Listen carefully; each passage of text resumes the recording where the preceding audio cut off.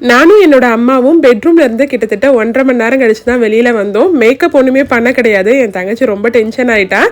எங்க கிளம்பிட்டு இருந்தோம் அப்படின்னு பார்த்தீங்கன்னா, என் மாமா பொண்ணோட பசங்களுக்கு வந்து காது குத்தல் ஃபங்க்ஷன் வச்சிருந்தாங்க. அவங்களுடைய குலதெய்வம் கோவிலில் தான் வந்து வச்சிருந்தாங்க. நிறைய பேரெல்லாம் கூப்பிடல.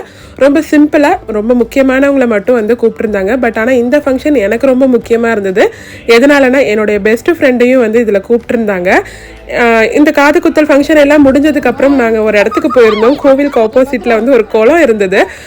அங்கே பார்த்தீங்கன்னா வந்து ஆலமரத்தோட விழுதுகள் எல்லாமே ரொம்ப சூப்பராக இருந்தது. சின்ன வயசோட நினைவுகள் வந்துருச்சு. நானும் என்னோட ஃப்ரெண்டும் வந்து ஜாலியாக அதில் விளையாண்டோம். நெக்ஸ்ட் இயர் வந்து எங்கள் சொந்த ஊரில் இதை என்ஜாய் பண்ணோம் அப்படின்னு பிளான் பண்ணி வச்சுருக்கோம்.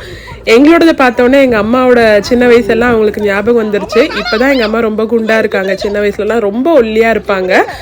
ஆசை யாரை தாங்க விட்டது? சின்ன வயசு நினைவுகள் வந்து என்றைக்குமே வந்து நினைவுகள் தான். எத்தனை பேருக்கு இந்த மாதிரி ஆசை இருக்குன்னு சொல்லுங்கள்.